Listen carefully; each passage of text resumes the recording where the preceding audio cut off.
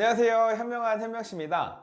저는 형이 한 명 있는데 저는 연세대학교를 졸업하고 저희 형은 고려대학교를 졸업했어요. 차이가 있다면 저는 현역으로 갔고 저희 형은 재수를 해서 갔다는 겁니다. 그래도 이 정도면 저희 어머니가 어깨 좀 으쓱할 만 하잖아요. 저희 어머니가 그러시기를 저희 형과 저의 가장 큰 차이는 겨울방학을 어떻게 보냈느냐 라고 하시더라고요. 혹시 겨울방학 때 어떤 학원을 가야 할지 혹은 자녀의 학원을 보내야 할지 고민이시라면 이 영상을 한번 끝까지 시청해주세요. 학원을 아무리 보내도 과외를 아무리 시켜도 어차피 점수가 거기서 거긴 것 같은데 돈만 낭비하는 것 같지 않나요? 겨울방학은 1년 공부에서 가장 중요한 시기라고 해도 과언이 아닙니다. 이 겨울방학을 잘못 보내게 되면 돈도 돈이지만 가장 중요하게 시간을 복구하기가 정말 힘들어요. 1년 동안 너무나도 큰 격차가 있는 상태로 계속 가야 되는 거예요. 학교 선생님은 시험을 보고 뽑잖아요. 그런데 학원은 사실상 아무나 창업할 수 있는 만큼 제대로 된 기준을 가지고 학원을 고르지 않는다면 돈과 시간을 낭비할 뿐입니다. 학원마다 각자 좋은 장점은 달라요. 그래서 좋은 학원을 고르는 거는 아이마다 좀 다르다고 얘기할 수 있을 것 같아요. 하지만 안 좋은 학원, 이건 아니야 하는 학원만큼은 공통적인 특징이 있습니다. 제가 앞으로 소개해드리는 이 세 가지의 기준만 걸으시더라도 절반은 성공하실 거라고 생각합니다. 1번 윈터스쿨. 몇 해 전에 제가 아는 동생이 있어서 그 상담을 해주고 있었어요. 학부모님과 그 동생과 같이 상담을 해주고 있었는데 윈터스쿨을 고민한다고 하시더라고요. 그 동생은 중하위권의 친구였고 공부를 별로 하기 싫어하는 학생이었습니다. 윈터스쿨 프로그램을 보니까 강의 1세계 학원이고 이 아이한테는 맞춤형 교육이 되기가 굉장히 어려울 것 같은 거예요. 그리고 하위권 학생이 소화하기에는 너무 그 시간이 길고 빡셌습니다. 그래서 저는 이 학생의 공부 정서가 망가질 수 있을 것 같다. 이렇게까지 안 해도 상위권은 못 가도 중위권, 중상위권은 갈 수 있다. 굉장히 말렸습니다. 그러나 정말 비싼 돈을 들여서 윈터스쿨을 보내시게 되죠. 결국 그 학생은 하루에만 강의를 6시간, 7시간 듣다가 나중에는 학원을 도망가서 PC방 가고 그러다 결국은 공부를 포기해버리는 상태까지 이르렀습니다. 그 친구가 수능 끝나고 저한테 연락이 와서는 형 사실 형 말 들을 거 그랬어. 그때 윈터스쿨 간 게 내가 진짜 공부를 포기하게 된 원인이었던 것 같아.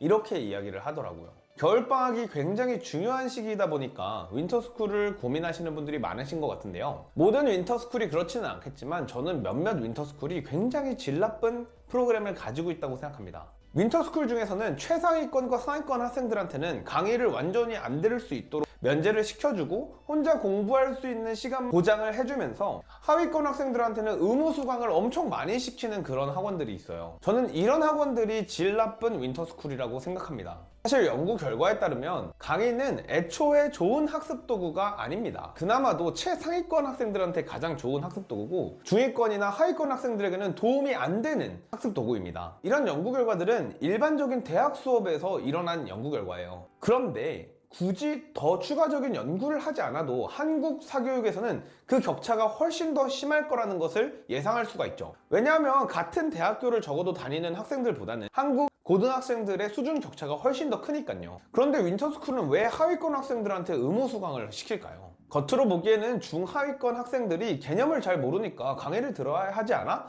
이런 생각을 할지도 모르겠습니다. 하지만 중하위권 학생일수록 성적이 낮으면 낮을수록 자기 스스로 공부하는 시간이 훨씬 더 중요합니다. 강의로는 미처 다루지 않는 부분까지도 모르고 있는 경우가 굉장히 많기 때문인데요. 그런데 대형 학원에서는 이런 연구 결과를 잘 몰라서 그런 시스템을 만든 걸까요?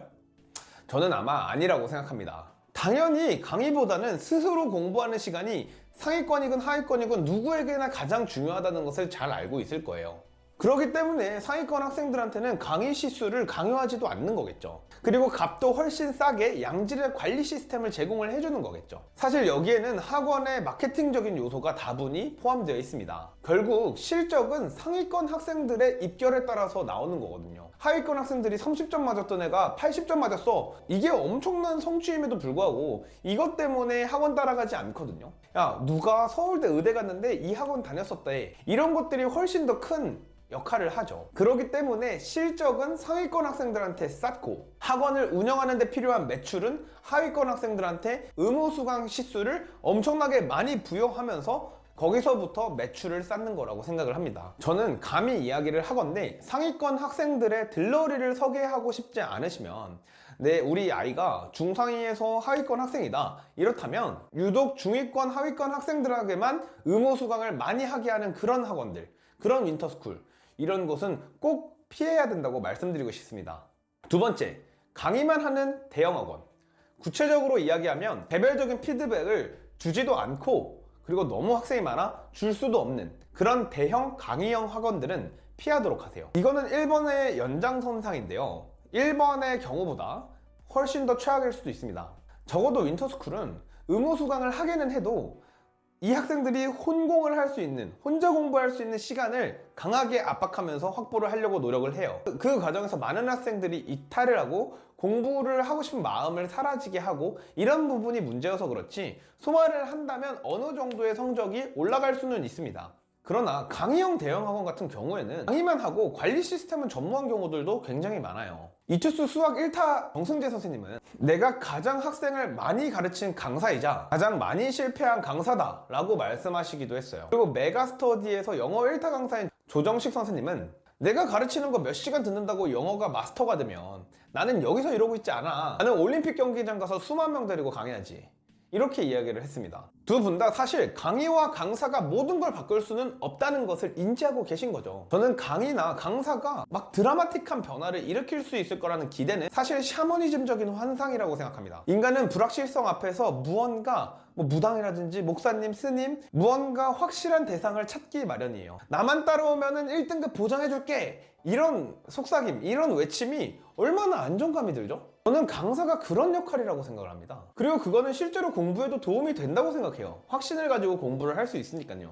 물론 공부해야 할 내용 중에 어떤 부분을 더 잘 공부해야 되는지 요약을 해주고 정리해주고 이런 역할이 있을 수는 있겠지만, 그마저도 홀로 앉아서 책을 읽으면서 공부하는 것에 비해서는 학습 효과가 많이 떨어진다는 것은 국내외의 여러 연구를 통해서 반복적으로 밝혀진 바 있습니다. 학생들이 홀로 공부하는 습관과 능력이 많이 떨어지기 때문에 커리큘럼이 있는, 따라갈 수 있는 커리큘럼이 있는 강의가 필요할 수 있다는 점을 완전히 부정하지는 않겠습니다. 하지만 적어도 개별적 피드백이 전무하고 자습 공간도 없고 강의만 듣고 나머지 시간은 집에 가서 스스로 학습을 해야 하는 그런 구조의 학원이라면, 그런 구조의 대형 강의형 학원이라면 차라리 집에서 인강을 듣는 게 좀 더 낫지 않나, 감히 이렇게 말씀을 드려볼 수 있을 것 같습니다.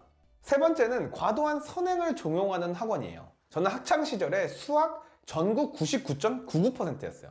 10,000명 중에 1명꼴로 있었다는 건데, 전국 40만 명이 보는 그런 시험에서 20명만 100점을 맞았는데 저도 그 중에 1명 100점을 맞기도 했습니다. 그런데 제가 막 수학을 어마어마하게 선행을 많이 했을까요? 그뿐만 아니라 제가 그룹과외 같은 걸 했었는데 그 그룹과외에 있는 애들은 전부 다 수학을 다 잘했어요. 전교에서 다 5등 안에 들었습니다. 근데 그 과외에서 가장 중요하게 생각했던 게 완행학습이었어요. 완행학습. 해당 학기의 공부를 진짜 끝까지 엄청 많이 하는 거, 이거를 진짜 많이 시켰거든요. 거기서는 겨울방학에 다음 학기 선행 정도만 했어요. 여름방학에도 그 다음 학기 선행 정도만 했어요. 근데도 애들은 교육열이 높다고 하는 분당에서 수학으로는 다 전교 5등 안에 드는 수재들이었습니다. 애들이 똑똑한 게 아니고요, 모두가 선행을 할 때 완행학습을 했기 때문에 가능한 일이라고 생각을 합니다. 과도한 선행은 예비 고1이나 특히 중학생 학부모님들과 학생들이 가장 많이 속는 수학학원의 대표적인 상술 중에 하나입니다. 제가 학습 컨설팅을 해주면서 정말 어이없는 경우들을 정말 많이 봐요. 수원, 수투 이런 걸 돌리고 있다, 돌린다, 이런 표현 많이 쓰잖아요. 돌리고 있다는 학생들한테 중학교 개념인 함수의 정의를 물어봐요. 함수를 뭐라고 약속하고 우리가 쓰고 있는 거야? 모르죠. 이거 대답하는 애들이 10명 중에 1명도 되지 않아요. 함수의 정의를 모르는데 어떻게 함수의 극한을 이해하고 그것으로부터 파생된 미적분의 개념을 이해하겠습니까? 이건 그냥 암기하는 거죠. 기본 문제를 풀 수 있다고 애가 공부를 잘하는 게 아니에요. 기본 문제는 암기에서도 풀 수 있고요, 이해에서도 풀 수 있어요. 대부분 암기에서 푼다는 게 문제죠. 뿐만 아닙니다. 함수의 정의가 무엇인지, 유리수의 정의가 무엇인지, 원의 정의는 무엇인지, 원주율은 무엇인지, 이런 기본적인 것들에 대한 약속에 대한 이해가 전혀 없어요. 어려운 문제로 넘어가면 사고할 수 있는 능력을 마비돼 버리죠. 이번 수능 시험처럼 유형이 전혀 없고 개념으로부터 자기가 사고해서 풀어야 되는 문제들이 나오면 엄청 어려운 문제가 아니더라도 다 틀리게 되는 거예요. 그렇게 선행한다는 학생들이요, 중학교 1, 2, 3학년 수학이 골고루 나오는 고1 3월 모의고사를 한번 풀려보시면 답이 나옵니다.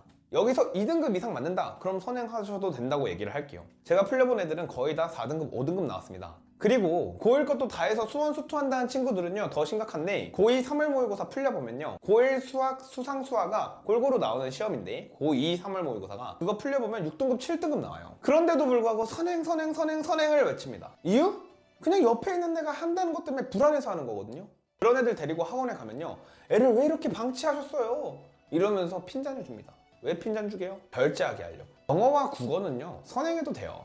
영어와 국어는 지변을 넓히는 작업이에요. 이렇게 넓히는 작업이라면 수학은 높이 쌓는 학문입니다. 그런데 역설적이게도 높이 쌓기 위해선 깊이 들어가는 게 제일 중요해요. 수학을 건축물을 올리는 과정이라고 생각을 한번 해봅시다. 롯데타워를 높게 쌓으려면 가장 중요한 건 기초공사죠. 높이 건물을 쌓기 위해서는 깊이 땅을 파야 이게 안전하게 높이 올라갈 수가 있는 겁니다. 수학이 바로 그렇죠. 개념이라는 기초 공사를 너무 등한시해요. 제가 요즘 스스로 뒤집는 붕어빵이라는 책을 읽고 있어요. 서울대 의대를 정시로 수석하신 김지명 씨의 책인데, 서울대 의대를 정시로 수석한 사람도, 수능을 만점 받은 사람도 중학교 개념이 부족할 때는 중학교 개념을 봤다고 합니다. 수학은 내가 지금 어디냐와 상관없이 내가 모르는 쪽으로 다시 돌아가서 초등학교건 중학교건 해야 된다고 해요. 아니, 서울대 의대 수석도 그렇게 얘기를 하는데, 서울대 의대 수석도 고등학교 때 중학교 개념을 다시 본 적도 있다고 하는데, 우리 아이들은 오죽하겠습니까? 수학에서 가장 중요한 개념은 무엇일까요? 초등수학이에요. 그 다음이 중학교 수학, 그 다음이 고등학교 수학입니다. 앞선 개념에 대한 이해가 없는 학습은요, 선행학습은 그냥 이해가 아니라 암기일 뿐이고요. 그러니까 수학이 재미없고 고통스러운 겁니다. 뭔가 복잡하고 잘 모르시겠으면 상담 시에 이런 이야기를 하는 학원은 그냥 걸으세요. 어머님, 무슨 학년까지는요 수학 뭐랑 뭐는요 몇 번 정도는 돌려야 돼요, 이렇게 이야기하는 학원들이 있을 거예요. 중학교 3학년이면 수상수화는 2번은 돌렸어야죠. 이게 예시고요. 대표 문항 한번 보여드리겠습니다. 중학교 3학년이면요 수상수화 2번 이상은 돌리셨어야죠. 혹은 예비 고1은요 지금 미적분 다 나가고 있습니다. 미적분 한 번까지는 돌려야지 공부를 잘할 수가 있어요, 라고 이야기하는 학원이 있다면요 반드시 걸으십시오. 그리고 있을지는 잘 모르겠는데, 혹시나 이 친구는 중학교 수학부터 다시 시작을 해야겠네요 라고 이야기하는 학원이 있다면요, 그 학원은 크지 않을 확률이 높습니다. 그런 이야기를 듣고 기분 좋아서 결제할 사람은 거의 없거든요. 그런데도 불구하고 그걸 다 알면서도 그렇게 이야기를 하는 거예요. 왜냐? 이 친구를 위해서. 그런 선생님이라면, 그런 학원이라면 믿고 맡기셔도 좋을 것 같습니다. 자, 오늘은 겨울방학, 정말 우리한테 소중한 겨울방학에 보내지 말아야 할 학원 3가지 유형에 대해서 한번 알아봤습니다. 도움이 되셨다면 좋아요와 구독 한번 눌러주시면 감사하겠습니다. 감사합니다.